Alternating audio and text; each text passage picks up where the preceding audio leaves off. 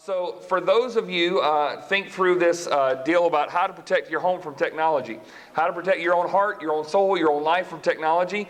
So I like to, it's humorous for me to even think through some of the things that has changed in my lifetime regarding technology. And I imagine some of you could say a whole lot more regarding what has changed as a result. When my mom, she taught elementary school for 30-something years and just retired about 4 or 5 times before it actually took. And she said at the end of her years of teaching, she said, I remember back in the day when all I did was I taught school. Now I teach school and have to do online lesson plans and have to use all these electronic boards and do all these other kind of technology stuff. She goes, I just missed the day when I would just show up and I would actually teach. But now technology has come in and challenged that. How many of you have felt that in your industry, in your position? Anybody? Okay. It doesn't really matter what it is. You used to do this, and now sometimes there's all this extra stuff, and technology was supposed to help us, right?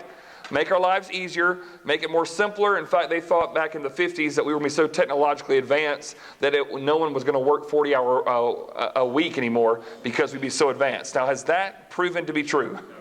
In fact, the opposite has happened, right? Somehow we got more technology than ever, and yet it's very different. So I can think through that for me, and this is once again, this is kind of that running gag for the day, but at my age, I have seen a lot of technological change in my lifetime because when I talk with college students right now and tell them that I didn't have a cell phone or a personal computer until my senior year in college, they think I'm lying to them. And I'm like, no. And they're like, how did you call people? I'm like, we had these phones that were like attached to the wall. And they're like, what did you do? And so and so some of you are going to laugh at this, but I was so old school, I had a calling card to call my girlfriend when we were in college, right? You dial all the numbers and whatnot like that, and then I have to go down the hall to borrow someone's computer. And now you can't even get into elementary school without these kids are having a personal laptop, right? It has just changed in just a few years in so many different ways. And so tonight, as we unpack this, I imagine there's probably a lot of you that have seen a lot of change in your lifetime regarding technology. So here's what I want to do just to get us started around your table. I want you to take a few minutes to answer this question. What has been the biggest change in technology in your lifetime? The thing that you think has changed more than anything else that just was like, wow, this was a shock. And so for some of you, maybe what's going on right now, or maybe a few decades ago, what was the biggest change in technology? I'm going to let I'll let you decide who goes. I'm not going to put an age on this, okay? But at your table, what's the biggest change that you have seen in your lifetime regarding technology? On your mark, get set, go. All right, so as you discuss some of the changes that you have had in your lifetime, it reminds me of a time when Gloria one day asked me, she goes, Dad, when you were little, was TV only in black and white? And I was like, okay, now listen, Dad's not that old, right? Okay, but no offense to anybody in here that might apply to. But to put into this perspective, what was the first type of music that you ever bought? So this will help you think about your generation. Did you buy a piece of digital music, or was it a CD? Was it tape? All right, so how many of you was it records? First piece of music you bought, records? There you go. All right, put down. How many of you was 8-track? Raise your hand. Awesome. All right, cassette tape, was that be next? That's where I'm at. All right, CD. Okay, there we go. And then it was all digital, right? Everybody that's younger in the room, kind of, right? So that'll be the perspective. Just to think through how much it used to be this big, right? Then it was this big, and then it just continues to get smaller and more portable. And you think through just how that has just changed just in our lifetime. And what we don't realize is while there's a lot of ease about things, we're also missing a few things if we're not careful. And so I see this and just how there's a whole lot of things that we can get into tonight. And I'm going to try to get it as broad of a paintbrush as I can to help you start critically thinking through your own choices and your own environments. But to realize this, there's a whole host of stuff out there that's negative and dangerous. But then there's also stuff that's just a distraction, right? They can just be a legitimate distraction from you. As I mentioned this morning, we were going tubing down a river on a beautiful July Saturday that felt like a fall morning once we started, right? It's just unbelievable. Just beautiful out there. You're with your family. You're just doing something out in nature. And Obi and I kept bumping into this family that they had their cell phones out. And they had these cases around it so you could still do everything you could but not it's waterproof or whatever. And I'm sitting there, they're bumping into rocks, and they're just going, look at this. And they're just like, just checking whatever. At one point, I get close enough to just see what is going on. He's playing a game. Now, this isn't a 16-year-old kid. He's probably 40, would you say, 40-year-old guy that's just sitting there and just literally playing on his phone while we're in the middle of a river. His wife is right beside him. I guess it's his wife. They never looked at each other. They just kept bumping into each other. She's on her phone. Guess what their child was doing? On their phone, right? And I one time, okay, I'm just going to be honest, it's confession time. One time I just thought, what if I just try to knock them over really quick? Just see if I could help them embrace the moment and lose it, right? I know I thought about it, but I just didn't want to set a bad example for you. So, but this moment that you go, okay, now, like, they may have not been looking at anything like evil, but you just go, come on, folks, you're missing it. You're missing it. Look at nature, look at your family. You're losing this moment, right? And there's part of me, like, I wish I had my phone with me to, like, just take a picture of where we were to have it sort of archive the moment. But there's also part of me going, it's kind of nice not to have it on me right now. It's just nice. And so with this, I want to look at a couple of principles. And also want to share this resource with you, if I can. Let's see here. Maybe. Oh, this will help if I do this. Technology, folks. While I tell you how evil technology is, let me use it. Okay, so this book right here is called The Tech-Wise Family by Andy Crouch. This is a wonderful little book that was done a lot of research with the Barna Group. He works with Christianity Today and was an incredible resource of just thinking through technology. There are some things and principles that he have in his life that you may say, well, that's a little extreme, or it may be too late for you. And there were some things that I was reading, I was saying yes and amen, and some of it I was like, oh, we do that, and some of it I thought, whoa, that is a little extreme. And I'm going to be honest, Amanda and I were talking about this yesterday. I think that there's some people who would know the type of technology kind of rules that we have around our house and would think that we're extreme. And I read him and I thought, he would think we're awful. I would think sometimes the decisions that we've made, like, okay, are we a little extreme in this? But I think one of the most, and just to give you a point, like, he had a rule with his children, there was no technological devices in their hands until they were in double digits. Not till they're 10 years old. Were they watching TV, having a device in their hand? They were outside. They do something right now where they don't even have, they try not to use technology when they're eating. They have 1 hour a day where everything's off and they eat dinner together by candlelight in their house. Just to bring them all together. Just narrow the focus a little bit. Okay, now you go, now that does sound extreme. I'm just saying, he'll make you think. But I want to read like a couple paragraphs for you to get the idea of this, because once again, this is a great resource that I would encourage some of you to consider. But he talks a lot about technology finding its proper place. It's kind of like, technology is kind of like a hammer. It's a tool. It's amoral. It's not moral or immoral. It's amoral, which means it has no morals. Can a hammer be used for good? Yep. What's something a hammer can do? Somebody? Okay, yeah. We'll get to the negative part in just a second. Thank you for going there. The positive thing that a hammer can do is what? Build a house. Is that a good thing?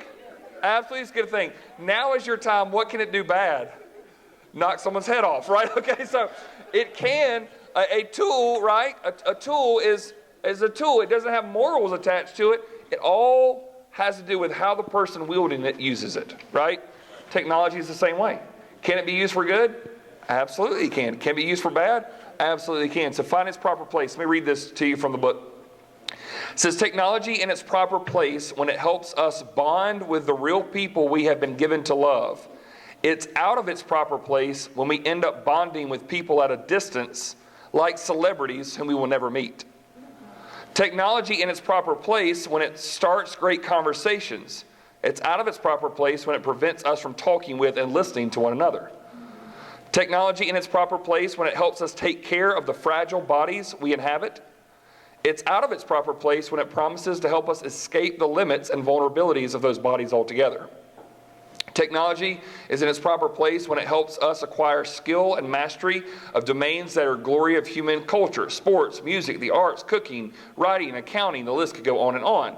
When we let technology replace the development of skill with passive consumption, something has gone wrong. Technology in its proper place when it helps us cultivate awe for the created world we are part of and responsible for stewarding.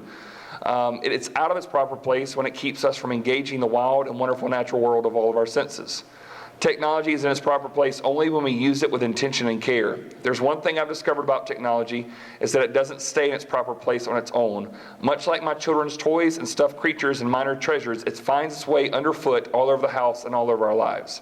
If we aren't intentional and careful, we'll end up with a quite extraordinary mess. And that's kind of the picture of finding technology in its proper place. Now, on here, I gave you the verse of Scripture, 1 Corinthians 6:12.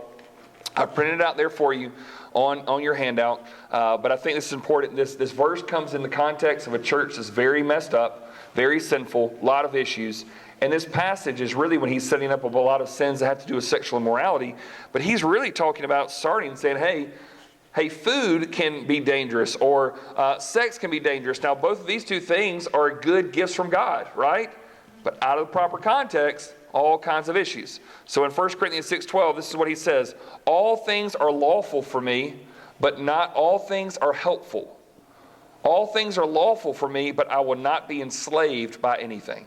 Some of your translations will say, I will not be mastered by anything. So I'll even say with technology, there are certain things that are lawful for you as a believer that, yes, you could do. The question is it helping you?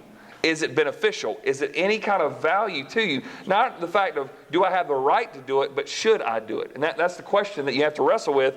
So when Paul says, listen, all things are lawful for me, a lot of the people in that church are saying, hey, I can do whatever I want to. All things are lawful for me. I can get away with this. That's fine. He goes, yeah, but is it helpful? And that's the question. Is that in my life, in your life, is technology, is it helping us? Is it helping what God wants us to do? Are there reasons, are there ways that technology can help you? Sure, absolutely. Tons of reasons, and we'll talk about it in a minute. But there's also this. I will not be enslaved by anything. When I see people on the most gorgeous weather with the closest people in their family drifting down a river, staring at their phones, looking at what somebody else ate the night before, that's being enslaved by something. You're not in the moment now. You're missing stuff, and I know all of us here, we have the fears of coming in contact with someone that is texting and driving or something else or looking at something, and there's that danger. There's also the danger of just missing out on life that's right there in front of you because you're always thinking about someone else that's far away. And so I do want to be a little bit on the positive for a second. And let's look at the incredible benefits because there are some with technology. And so here's number one. Number one is relationship strengthener. A relationship strengthener. Technology allows us to connect quickly when distance separates us. So there's something I think that we miss a little bit. Some of you remember times when you would have to be a pen pal with someone and you would connect that way. And that was a gift. There was a sense of that you would really work on articulating yourself and thinking through your thoughts, and there'd be a little bit of wait and anticipation to hear back. But also, some of you know this. If you have kids or grandkids that have been displaced and they're in a different state, FaceTime is a gift, is it not? Being able to pull the phone up and to be able to be face-to-face with your grandchild or something, and they can see you throughout life, and it's not like I'll see you next Christmas. That's a wonderful gift. It's a wonderful gift. Our two friends who just got back off the mission field, one from Niger, one from Chad, spent there 2 years. Two single ladies spent 2 years on the mission field. When they had a bad moment, when they could call my wife and FaceTime, and Amanda could just pour into them and encourage them and pray with them, and sometimes we'd have nights of worship sitting there, and I'd get the guitar out and I'd start singing a song just to try to encourage them, right? Like, that's a gift. That's a wonderful thing. It strengthens those relationships that are existing, and especially when distance separates you, and that is a wonderful gift. I honestly think that some of those girls, some of those moments that were very, very hard for them, I'm going, man, thank you, Lord, for this phone right here that allows us to connect. That's a gift. That's a wonderful thing. And I'll also say this. I think that is when people have the unbelievable, creative, intelligent minds to create those things, I think that can be a glory to God, because He told us to be able to work with our minds and our hands and to be able to think things and to be able to go and be fruitful and multiply and have dominion over the earth. And I think through all those technological devices, a lot of times that's showing like, hey, we're able to do wonderful things with them. Here's the second benefit. It's a safety provider. Safety provider. Technology provides health awareness and security information to protect us from harm. That is a good gift, right? It's a wonderful gift. Some of you right now have something on your body that alerts you to certain things. If your blood pressure's off, heart rate's off, something like this, you're checking things through an app on your phone. Who'd have thunk it that you could have done that 10 years ago? It's incredible that you have those opportunities. You also know this. Some of you know that if someone got stranded somewhere, they have a phone they can call, right? Or you could even track them on their GPS depending upon what level of stalking you're doing with your family, right? Okay, I know where those folks are.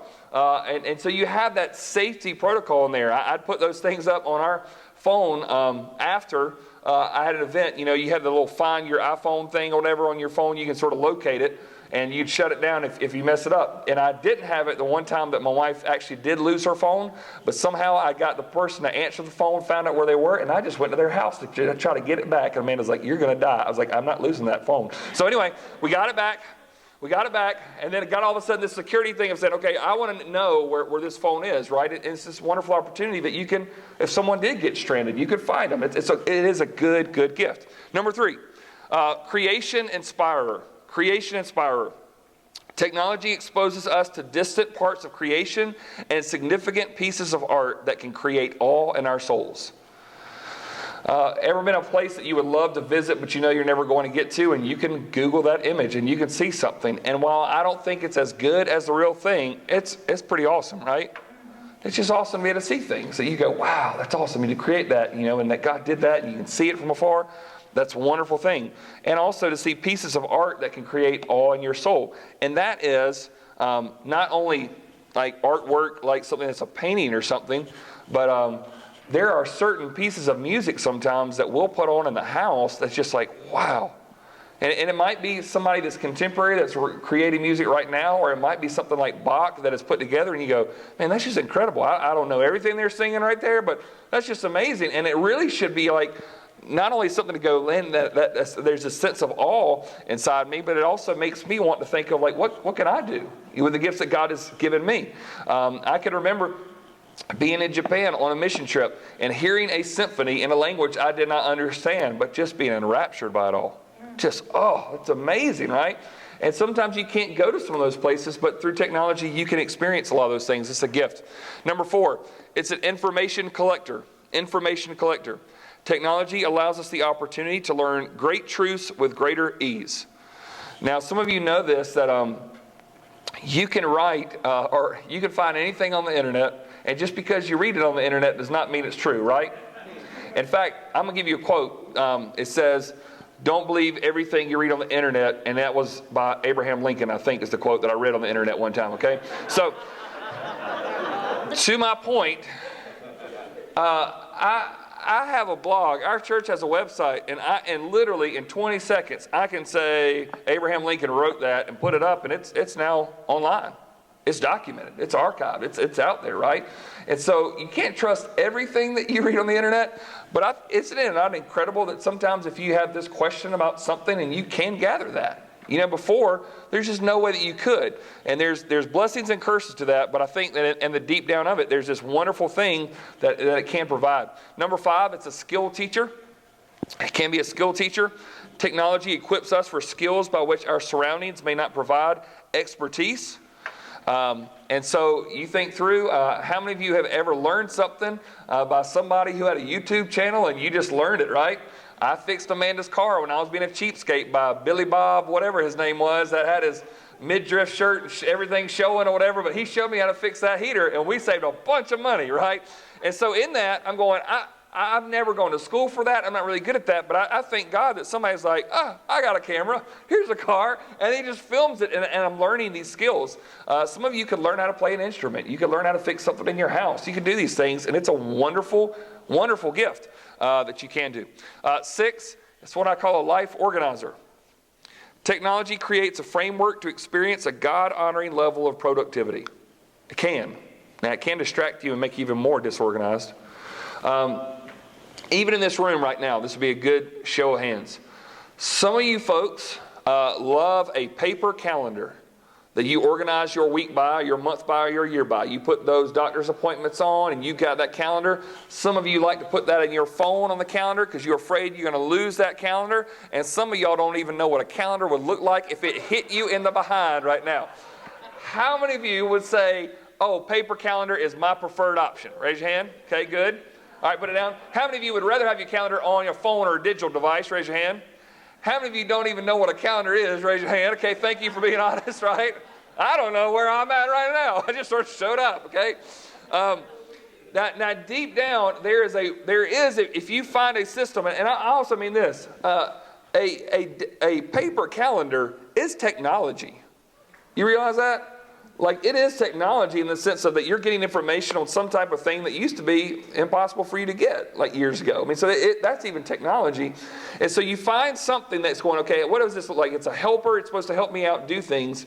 And so you find what works best for you and what you're wired to do and what works best. And so a lot of times, I'll be honest, there'll be some things I'll look at and I'll look at Amanda or the kids or somebody in my life and go, oh, you just need to use my system because my system works. It may work for me, may not work for you, right? But you find that right thing. We have a wonderful thing that right now in our deal that if something happens and Amanda says, hey, we're going out to eat with so-and-so, she'll put that in her calendar and she'll invite me, and it's all of a sudden it's on my calendar, and she can see what's on my calendar and I can see what's on hers. That's a good thing, right? It helps us stay organized whatsoever, and it'll also remind me, by the way, you need to be there in 2 hours. You need to start moving, right? Those are good gifts, and it can help organize your life as long as you get a good system. And then number 7 is a truth proclaimer. Truth proclaimer. Technology creates a digital pulpit with which to proclaim truth to the world. If you think through the ability that people have right now to share some piece of information, whether it's the gospel, it's a video, it's a blog post, it's even just a Bible verse on some kind of thing. What's amazing about opportunities like Facebook or Twitter or YouTube or you name it, that this is honestly a free medium that if Billy Graham would have been around at starting his ministry at this time, would have just gone bananas over, because he was just brilliant at learning how to find the technology of the time and using it. That's why he used radio and TV in a way that no one else had ever used it before. And so I say that to say that if it's used well, I think it can be a really good gift, because I have this philosophy in my mind that the church, if you think big C church, right, the body of Christ all around the world, the church never sleeps. Think about that for a second. So even when you go to sleep tonight, there's somebody in the church that's awake, right? And they're living their day. And so there are people that are on we have missionaries from this church that might listen to Sunday's sermon tomorrow morning their time, right? When we're all sleeping, but they have the opportunity to do that. That's a wonderful gift. Just picture this for a second.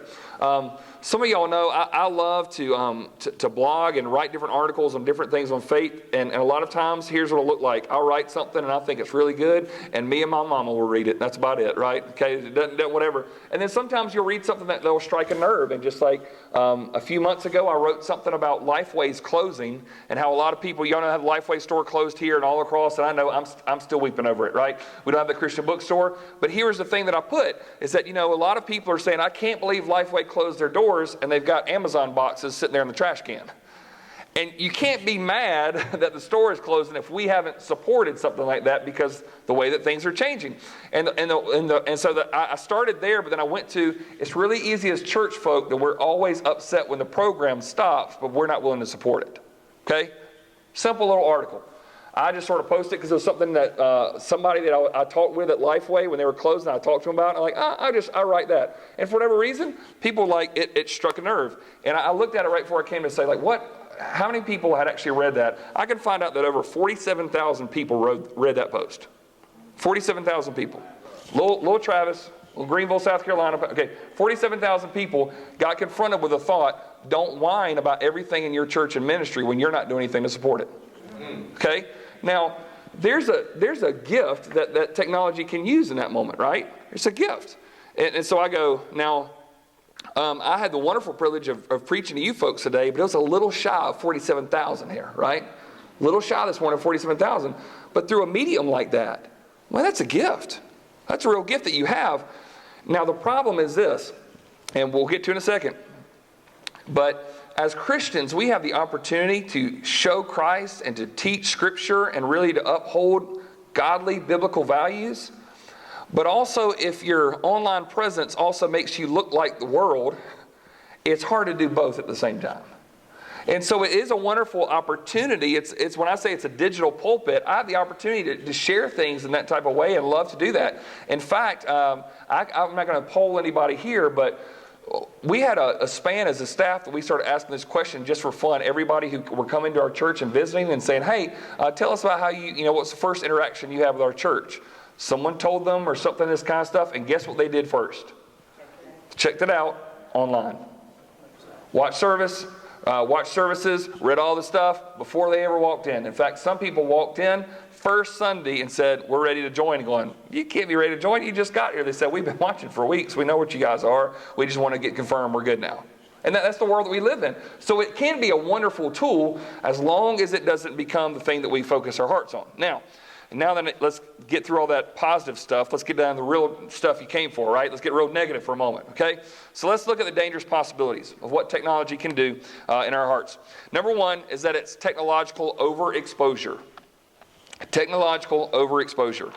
Constant technological usage implements an unhealthy reliance on digital devices, okay? When you are getting yourself to a place where constant technological usage implements an unhealthy reliance on digital devices, that if you feel like you can't do certain things because you're dependent on it. Now tonight I've got a PowerPoint set up, and I'm really just sort of working. Now some of you are like me, you're a visual learner, and you need to see things. It helps you process it. So that's why I would do things. Why do we do fill in the blank on Sunday morning? Because some of you are visual learners, and you need to know, like, do I write this down? Okay, and just get your mind around some things. But if we're not careful, what can happen is that constant use, it creates in us an unhealthy reliance that you feel like you always have to have it. The first minivan that our family got had one of those little DVD players in it, and that was supposed to just quiet all them children's in the back, right? The only problem is that when you have a DVD in your car, is you have a DVD in your car, and they know it. And so they assume that when they're in the car, they should be watching a movie. It's just assumption now. It's become standard what they should do. And so when we got our second minivan, and we were looking, and one of them didn't have a DVD player. We're like, that's the one we want, right? They're like, what about you're missing these features? No, we don't want it. We don't want it. Why? Because there's something special in the car about sometimes talking, reading a book, listening to music together, right? Experiencing some of that kind of stuff. And so I think there can be a lot of benefits from it. But sometimes the overexposure can almost make you like this is the standard. And I don't think it's necessarily the standard anymore. Turn over the back. Number 2 is unfiltered content. Unfiltered content. Even if you don't seek sinful content, it is strategically coming for you. I will say this at a friend that I will say my buddy is about 55 who said that when I was a teenager, if I wanted to look at inappropriate stuff, I had to work hard to find it. I had to really work hard to get a copy of it. You don't have to work hard to find something anymore, do you? It comes looking for you. It's strategic about it. In fact, I think the most difficult thing that sometimes we even experience is we don't watch a whole lot of TV in our house, and a lot of what we do like to watch, we like to record so we can fast forward through commercials. But it's hard to enjoy just a basketball game with your kids because you don't know what kind of commercials are going to come on. You don't know what that is. It's absolutely, and it's just like, oh, this is towards that demographic, and let's just do this, and it's once again, it's going, let's just unhealthy, sinful material that you just don't want in your house. I think one of the biggest examples we ever had was I was leading a seminar for parents on a Saturday. I was going to a church, went on a Saturday parenting seminar about technology, came back to the house, grandparents were watching the kids, and as soon as I get there, I have a kind of confession moment with one of my kids who comes up and says, Dad, I promise, I was not looking at anything bad, but something happened. I said, what do you mean? Your rule, I can't be on the computer without an adult, so I came and brought my grandmother there and wanted to show this video that we have looked at together. We think it's funny together. She was there with me, and on YouTube, instead of it going right to the video, there's this 15-second ad that came up. And Dad, I saw some stuff I wasn't supposed to see. Now, what kind of sick world do we live in when someone decides to advertise on Lego video something inappropriate? And I'm just here to say, Satan is a dirty, rotten liar. He comes seeking to devour you. And so you have to make sure that you are thinking through not only the devices that you have, but what kind of filter you've got on yourself that you can say, how can you process through some of that, because it's all over the place. Number 3, isolated entertainment. Isolated entertainment. The increase of private entertainment usage encourages shameful content and disconnected moments. All right. How many of you can remember, this will be a show of hands, how many of you can remember growing up in a house without a TV and then a TV came in one day? Do you remember that? Okay, great. What was interesting about the TV back in that day was, guarantee, it was a family event, was it not? Okay, may or may not have been the best thing for y'all to have been doing, but back in those days, if you're watching whatever it was, right, it at least was a family event. We finished dinner and we're all going to run in here because 7 o'clock this is coming on and we're going to sit down at 7 o'clock. You can't, record it. We're all in here together and you enjoy it, then everybody goes to bed. Is that what entertainment looks like now? Everybody's in their own rooms, own devices, looking at all types of different things, and we're not doing it. Number one, you're not doing it together, right? So what it used to be was kind of this thing like, at least we would experience it together, even if it wasn't the best use of the time, at least you're together in it. Now, not only that, you're not together, but you don't know what everybody else is watching. In his book, he made a great illustration where he said, back in the day, the hearth was kind of the centerpiece of the home. You needed a hearth to cook from and to get warmth in the wintertime, right? So the hearth, what it did was, it forced you to get close to your family. This is the center. We got to be here. It's not like I'm going to my bedroom. It's cold back there, right? You get around that heater. That's what you'd have to do.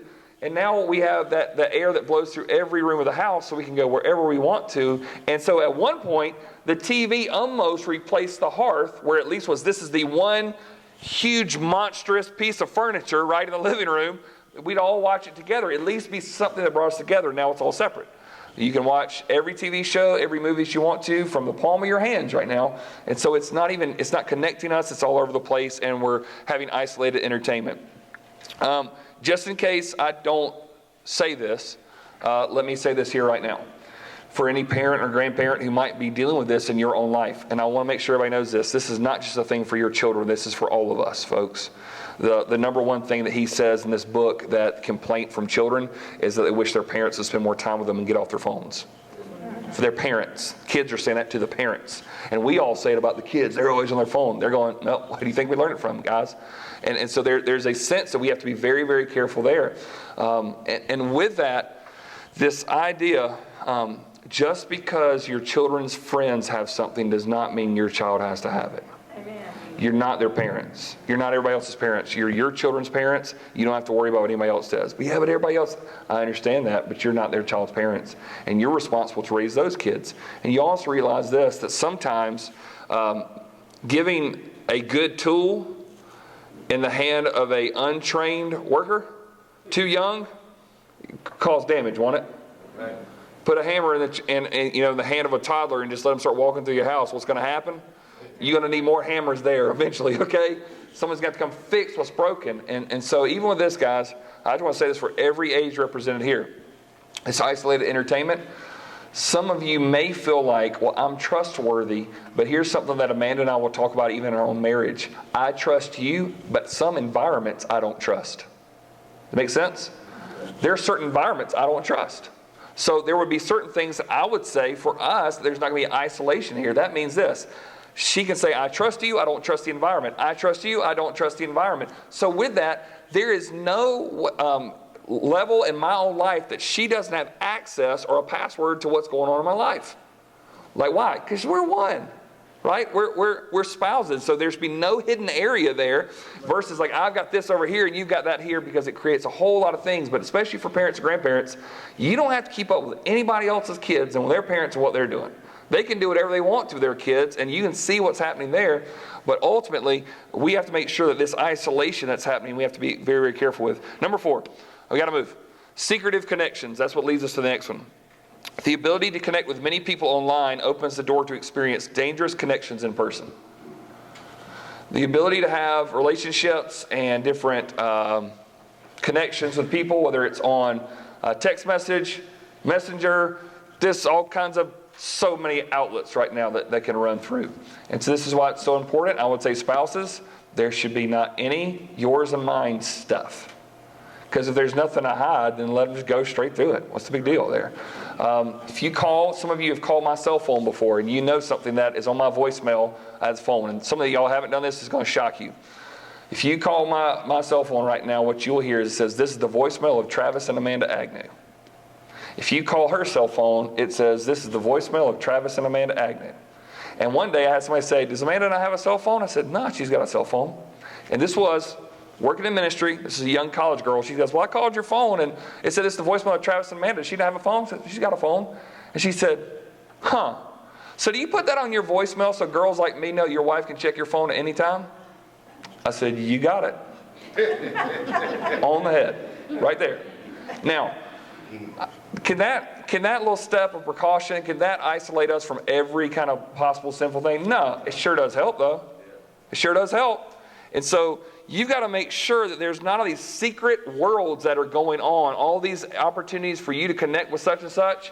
And if you're married and your spouse says, I don't like that person and I don't want you to be friends with them on social media, don't. Just, you got to, and in fact, I'll say this again. I know y'all didn't come here for marriage advice, but you're going to get it. Be cold to somebody that's not your spouse instead of being cold to your spouse. That's right, man. It's just simple to me. Yeah, but that'd be rude if I just tell them I can't talk to me anymore. Or you're rude to your spouse. It's one or the other here, right? And so there are some times where there will be certain situations where someone is needing pastor's attention, and my wife will have a certain radar that goes, I don't know about that. And I have appeared cold to certain people sometimes. Appeared very cold. Sorry. But I want to make sure that I'm taking care of what's mine. That's right. And so you have to make sure in that. And I'm just going to tell you this. This game is changing. I'm saying, like, okay, I feel like in some ways we're doing pretty good in this. But guess what? In 6 months, technology is going to look totally different. And you have to continue to up the way that you do things and think through it. This leads us to number 5. Disconnected relationships. Social media provides an opportunity at a type of community that seeks to substitute real, meaningful connections. Social media, if you're on it, you know what I mean. That you can know what everybody else, the vacations they're going on and the stuff they're doing, and life just seems so good, and you feel connected, but are you really connected? You know more information. I'll give you a great example. A couple years ago, Amanda and I felt like that the flu outbreak must be just unbelievable, because everywhere we would open up social media, somebody else was dropping. I got the flu, I got this bug, blah, blah, blah, in the hospital. We're not leaving the house. You know, kids are drinking Germex. We're doing everything we can, right? Just to stay away as much as we can from anything. And I thought to myself, and I asked a doctor friend, I said, is the flu that bad compared to where it was 10 years ago?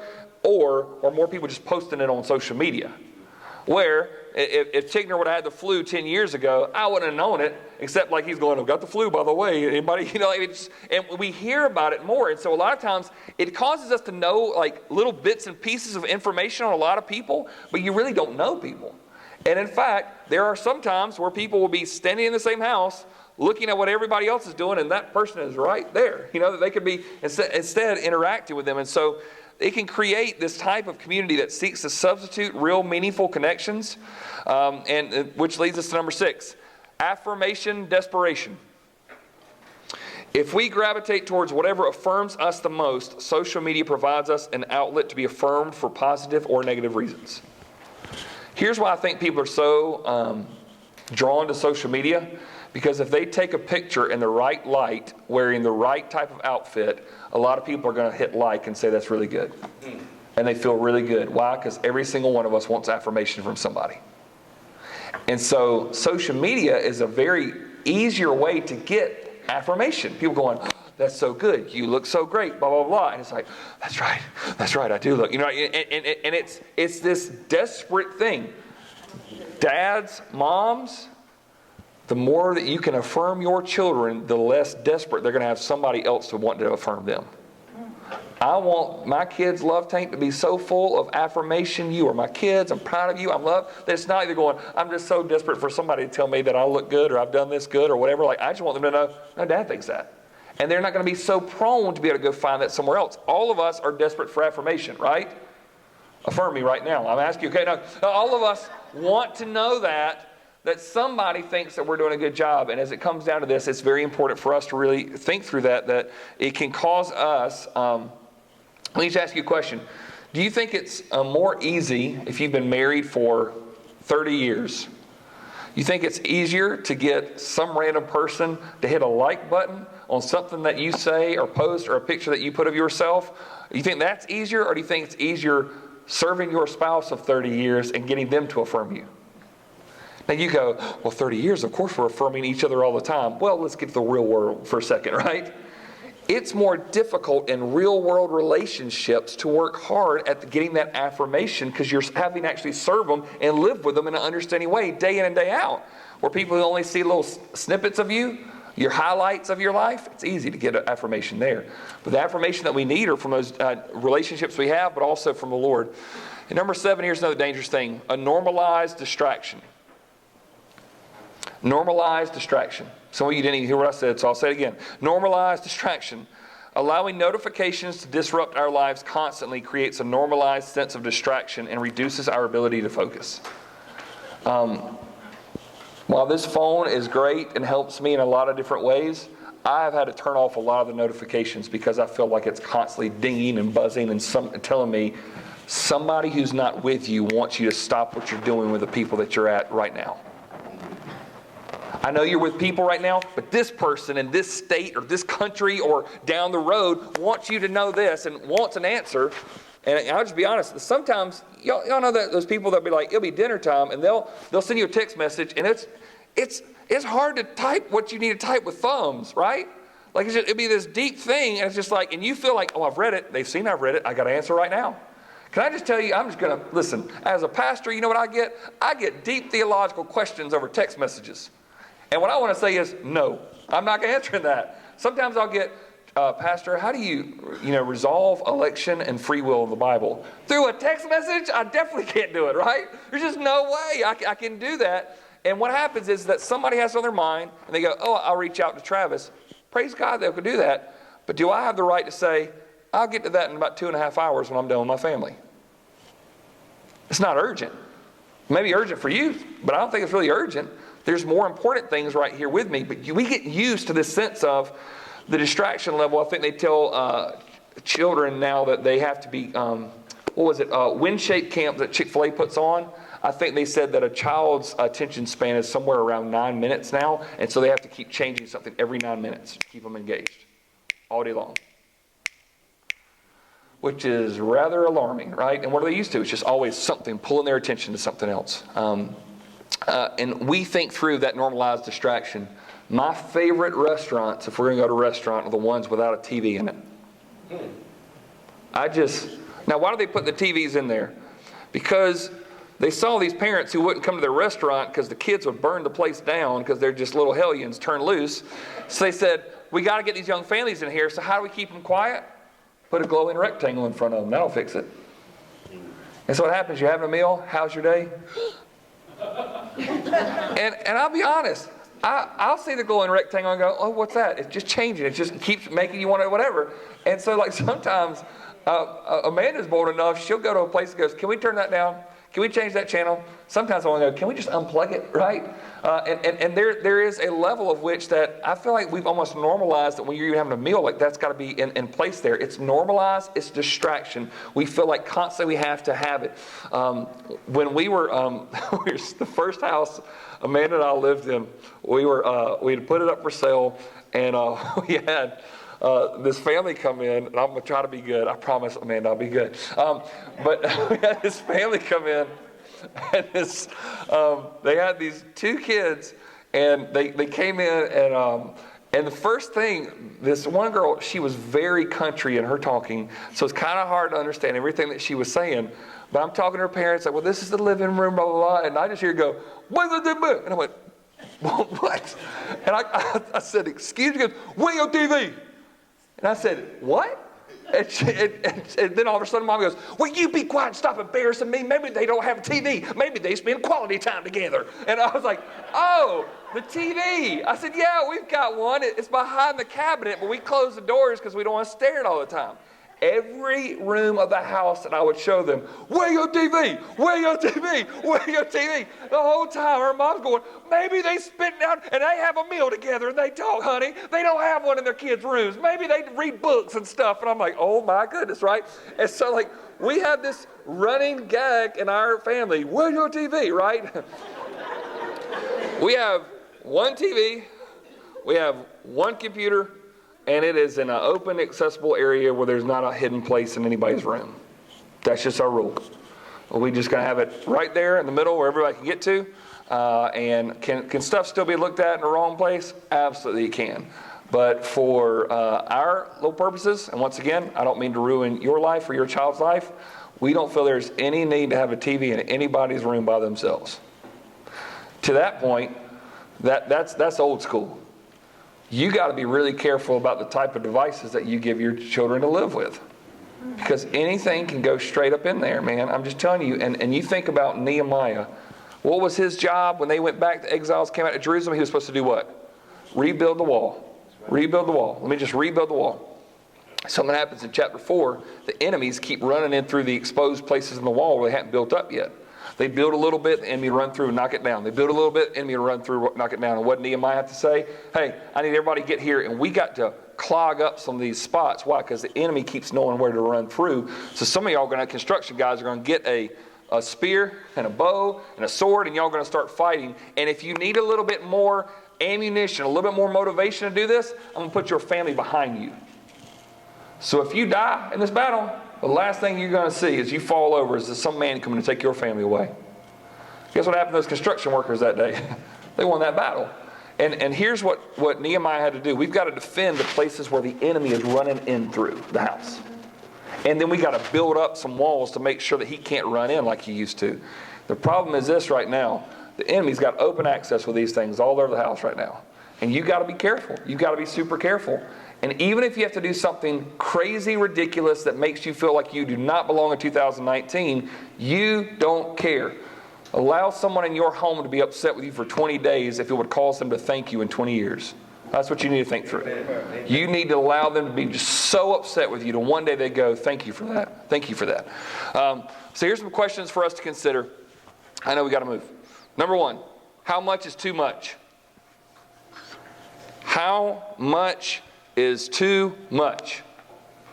Do you have a limit on how much time that you can spend on some type of electronic device for you or for someone in your family? What is normative? What is use? I think the last stat I heard is that somewhere people consume, I think, around 4 to 5 hours of TV a day. This is the national average. And you may be low of that, you may be high of that. I'm not here to judge what you think is normative or not, but I know this. I don't think anybody needs that much. And here's the other thing. Don't come at me and tell me you don't have time to read your Bible if you've ever binge watched an entire series on Netflix. Don't tell me if you've watched 2 hours of television. I just can't get up and read my Bible, Pastor. I know why you can. You're watching filth until the late hours of night. You can't get up in the morning and do the most important thing. Got it. Totally understand it. It's an issue of priority. So how much is too much? If you're staying up late, getting all kinds of stuff, especially whatever, there's a reason why your mama said nothing good happened after 10 o'clock. She's probably right? Okay? So with that, you got to think through how much is too much. And that may mean this. You have a limit on it. You have a limit on it. I grew up in an 8-bit Nintendo world. And I know this. Man, I could play Tetris for hours and hours and hours and hours and hours. And just not even blink an eye. And it was just amazing how much time could get masked up through that, and how much is too much, especially when we think about, let's just not even go to the practical purposes, but health reasons. We got folks who are struggling with health things because we don't ever get outside. People are deficient in certain vitamins because they never see the sunlight anymore. And we've got people who are growing up, think about this. There was a generation who grew up being willing to go to battle and fight for this country, and now the last few generations, we got a bunch of guys that grew up fighting the battles with their thumbs on a video game. And so it's just a different world that we live in. So you have to consider how much is too much, and you might have to put limits on yourself for people in your family. Number two, how often is too often? Same kind of concept. You might say, how often is too often? For media consumption, Here's the deal. An abstract line is always going to be pushed. Will always be pushed. You need a hard, fast rule on certain things. We're going to do it this often. It's going to be this. It's going to be these amount of minutes. The times that we get frustrated is when that line is kind of blurry and we're not clear. Number 3, how accessible is too accessible? How accessible is too accessible? Are you at a place right now where there are too many open, exposed places in your home? How accessible is too accessible? If you're not aware, even if you have a child who has a phone on them, did you know that there are certain apps now that are created to look like one thing, but in actuality, when you open it, it looks like it's actually something very, very different? There are certain apps that look like it's a video game, a harmless video game, a card game, and when you open it up, it's not a card game, it's actually a whole lot of other stuff you walk into. Because app developers know this. You can't really just say that, or else parents are going to find out. So let's label it this, and the kids will know. Kids also have a shorthand. There's so much stuff. Sometimes I'll get little, it took me for the longest time to know what LOL meant. When people text message me, which means some of you are like, what is that? Laugh out loud, right? It's a little abbreviation for it. There are certain abbreviations. I think it's POB, which means parent over back. Which means this, when someone is texting you, they'll just put that down to say, be careful what you're saying, my parent's near. There's all types of different lingo that exists right now, just little shorthand stuff, just to alert each other back off to a friend or someone who's posing to be a friend right now. And so there's actually all types of abbreviations I'm not going to give you tonight because it's just kind of alarming. But you have to make sure that you're thinking, okay, how accessible is too accessible? And this is Trav's rule, and I might be old-fashioned. If I'm paying for it, I have the right to whatever's on there. If I'm paying that device, if I'm paying that bill, it ain't yours. Now, I'm not going to bust up in somewhere and unalarmed and startle somebody. But parents, you have the right to whatever you're paying for and whoever's in your house that you're taking care of. That's your child. So they don't have the right to say, this is my privacy. I trust you, don't trust the environment. And I know this, there are people out there that are posing as certain things but are trying to come and take away family members, and you got to fight for that. You got to do whatever you can to protect your family. Number 4, is a particular usage of technology helping or hindering our family relationships? That's the question that you need to ask. Is a particular usage of technology helping or hindering our family relationships? When we had kids, the first few years of the boys being here, I realized that when I was just getting my phone and it was a smartphone and there was all types of stuff trying to clamor for my attention, I had to make it a discipline for myself that when I got home, I would go and plug that thing up by the bed and leave it there for at least the first few hours I was home. Now, was it out of battery? I just couldn't have it near me because I was just constantly somebody needs me, somebody wants me, I just felt this kind of like pull that I need to go do that. And so there was a point in my life where I just thought, first thing I do, go hug the family and put that to the side. Why? Because I didn't want that as a temptation. And so you have to say, is technology, is it helping us? Is it hindering us in our relationships? And so if everybody is looking at their devices, I love sometimes people can say, here's a basket in the middle of the table, and when it's dinner time, everything goes in there, nobody touches it, right? Or it's in another room. You have the right to do that, and I promise you, you'll be thankful that you did. Number 5, is there a change that needs to be made that would cause a family member to resent you in 20 days but thank you in 20 years? I've mentioned this, but I really want you to think through that. Is there a change that you need to make right here, right now, that could cause a family member to resent you in 20 days? They're going to do that anyway. It's okay, right? But to thank you in 20 years. It's interesting. This guy who wrote this book, Andy Crouch, the person who wrote the foreword is his teenage daughter, Amy Crouch. And she wrote the foreword for this book and said, I just want you to listen to this that she wrote. This is a teenage girl writing this for her father. I'll be honest, if you're hoping that being tech-wise will neatly eliminate technology's harmful influences from your children's lives, you're set up for disappointment. I haven't been totally able to escape its pitfalls. I probably have a healthier relationship with technology than some of my peers, but I still have problems. Aimlessly scrolling through websites and apps even though I need to do important things such as sleep, eat, do homework, or make cookies. And having a comparatively healthy relationship isn't much of an accomplishment given what I'm comparing it to. I'll probably be figuring out how to balance technology and productivity through my whole adult life, and I doubt even the most tech-wise parenting could prevent that. Then listen to this. Tech-wise parenting has added wonder to my life, though, and that's enough. The real world is so fantastic that getting a taste of it makes even the most jaded kid want more. I love that line. Like, if you could just get off this stuff for a little bit, to look around at the people around you and just to enjoy it. We had the college students at our house on Thursday night. We had a bunch of folks over there, had a meal, had a time of worship, and it was just amazing to me to see all these college kids, young adults that a lot of times, once again, a lot of interaction on their phones and whatnot. We played Foursquare for probably an hour and a half, maybe close to 2 hours. These kids played Foursquare, which is this game outside. You're just playing, it's hot, and it just kept going and kept going and kept going. You know what? It's just face-to-face interaction. It's a beautiful night. Like, you just get to enjoy it. And I think sometimes you have to fight for those things to help us kind of get to our regular place. Number 6, how will you explain the need for a change? How will you explain the need for a change? And this is why it's so important. Y'all know that you can say the right thing, but in the wrong way. And sometimes you can force some things as a parent or as a grandparent, and you're really not explaining why it's important. You kind of want them to see the need for this rather than, this is what I'm going to do and you're just going to like it. Now, I think you have the right as that as a parent. I really do. That's one of the best things about being a parent. But I think more than anything, it's been to say, this is why this is important. This is why this is so important for us to really work forward. And then number 7, if you make a change, what will you put in the technology's place? And what I mean by that is this.